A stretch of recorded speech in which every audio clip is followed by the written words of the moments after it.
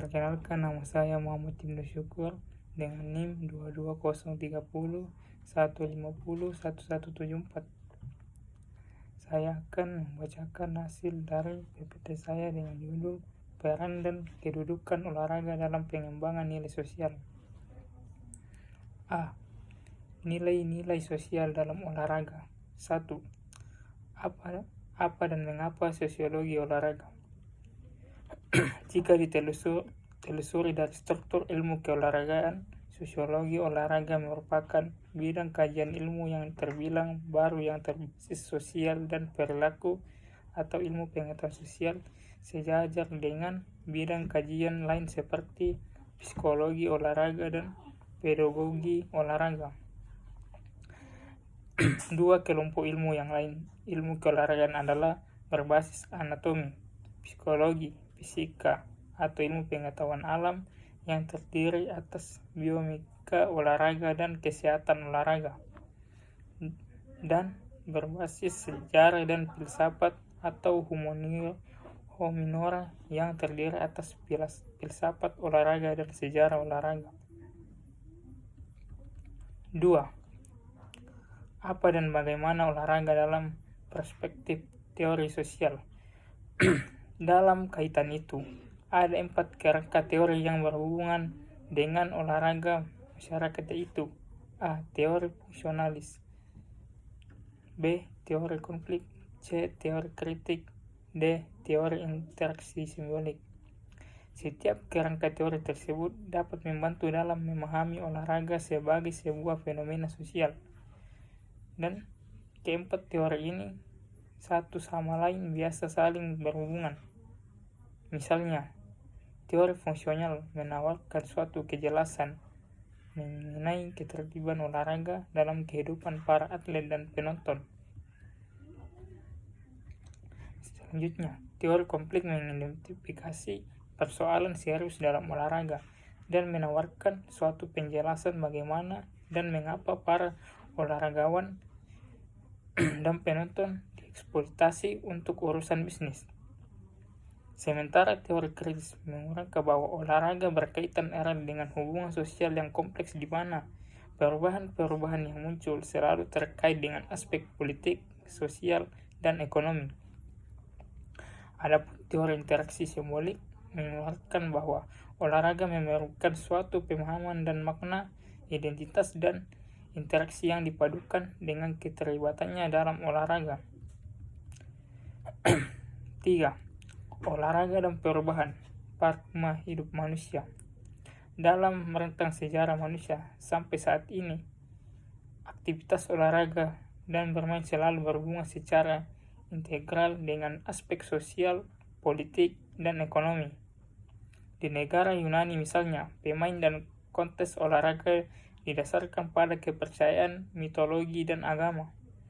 Mereka memfokuskan pada minat para remaja, pria, dan kalangan masyarakat terpandang. Sementara itu, produknya berorientasi terhadap dunia politik di luar peristiwa tersebut. 4. Desain program untuk anak-anak. Menurut beberapa literatur, kesetaraan anak-anak dalam program olahraga menjadi model dalam membentuk karakter anak ke arah yang lebih baik. Namun, konsekuensi lain dari keputusan tersebut seringkali memunculkan sikap-sikap yang positif dan negatif pada anak. Hal ini disebabkan setiap lingkungan yang digunakan oleh anak untuk berolahraga berbeda, sehingga pengalaman yang didapatnya pun berbeda pula. 5. Agresi dalam masyarakat atau konversi peran olahraga. Sampai saat ini masih ada konversi peran olahraga dalam kehidupan masyarakat. Sebagian ada pendapat bahwa olahraga merupakan obat yang berpengaruh positif terhadap kehidupan masyarakat. Sementara pendapat lain yakin bahwa olahraga menjadi penyebab atau pemicu munculnya perilaku-perilaku agresi dan menyimpang. 6. Hubungan antar golongan dan mobilitas sosial. Hubungan antar golongan dan olahraga tidak bisa dipisahkan satu sama lain. Oleh karena itu, olahraga tidak dapat eksis jika orang tidak punya waktu, uang, fasilitas, dan pengalaman organisasi. Orang punya uang dan kekuasaan dapat mengisi olahraga, karena olahraga memerlukan dukungan ekonomi. Yang ketujuh, nilai sosial dan olahraga komersial. Olahraga komersial adalah jenis olahraga yang pelaksanaan dilakukan pada orientasi ekonomi.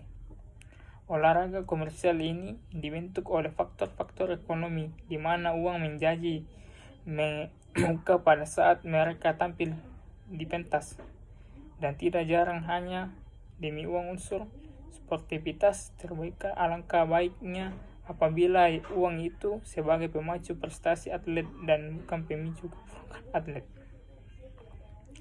Selanjutnya, 8. Dinamika hubungan olahraga dengan media. Media merupakan produk budaya dan wujud dan konstruksi sosial. Media dibuat di organisasi dan dikontrolkan oleh manusia yang ide-idenya didasarkan pada pengalaman dan perspektif pada dunia. Olahraga dan media perkembangannya amat tergantung pada yang lain. Olahraga dan media dapat bertahan tanpa yang lain, tetapi olahraga dan media akan berbeda dari yang ada sekarang. Bentuk-bentuk komersial dari olahraga tidak akan tersebar luas tanpa dukungan orang lain. 9. Hubungan olahraga dengan politik. Olahraga merupakan bagian integral dan dunia sosial. Sebagai bagian dari dunia tersebut, olahraga dipengaruhi oleh sosial, politik, dan ekonomi. Kehidupan umat manusia dan hubungan dengan yang lain setidaknya terkait secara parsial dengan isu-isu kekuasaan dan kontrol. Untuk itu, politik menjadi bagian dari olahraga hanya karena politik merupakan bagian dari kehidupan umat manusia. Hal tersebut tidak dapat dihindarkan. 10. Kedudukan olahraga di pondok pesantren. Sejauh ini, penelitian yang mengkaji tentang hubungan antara olahraga dengan kehidupan dunia pesantren masih sangat terbatas. Karena itu, sulit untuk menyimpulkan mengenai seberapa besar animo masyarakat pesantren terhadap kegiatan program olahraga di pondok pesantren. Program olahraga di pondok pesantren semestinya ditempatkan secara profesional, karena telah digariskan dalam hadis Rasulullah SAW bahwa Allah akan lebih menyukai kepada mukmin yang kuat daripada yang lemah. Selanjutnya B. Konversi gender dalam olahraga. Konversi tentang gender atau jenis kelamin sering muncul dalam olahraga selama bertahun-tahun atau bahkan berabad-abad. Kaum wanita dibedakan secara sistematis dari keikutsertaannya dalam olahraga. Bukti ini nampak nyata dari jumlah partisipasi wanita dalam kegiatan olahraga yang relatif sedikit dibandingkan dengan laki-laki. Secara psikologis, beberapa argumen telah mengemukakan perihal justifikasi yang mungkin ditawarkan pada masa lampau mengenai ekspektasi kaum wanita dalam olahraga. Seorang sudah banyak atlet wanita yang memiliki postur tubuh tinggi cocok untuk menjadi atlet bola basket atau bola voli. C. Karakter pahlawan dalam dunia olahraga. Mungkin kita masih ingat ketika Taufik Hidayat, pembulu tangkis nasional Indonesia, berhasil mengukir namanya sebagai juara tunggal putra Olimpiade Athena tahun 2004. Bersamaan dengan makin harum namanya, berbagai penghargaan diperolehnya dari berbagai lembaga terkait, bukan dalam hitungan jutaan, bahkan miliaran rupiah. Salah satu sifat atlet sebagai pahlawan adalah mengingatkan bahwa seorang atau aktivitas dapat memberikan nilai dan mengumumkan.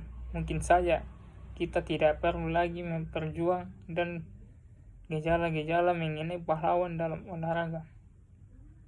Jadi, dapat disimpulkan bahwa kita telah mengamati beberapa kasus yang muncul ke permukaan dari suatu refleksi yang berhubungan dengan olahraga dan masyarakat.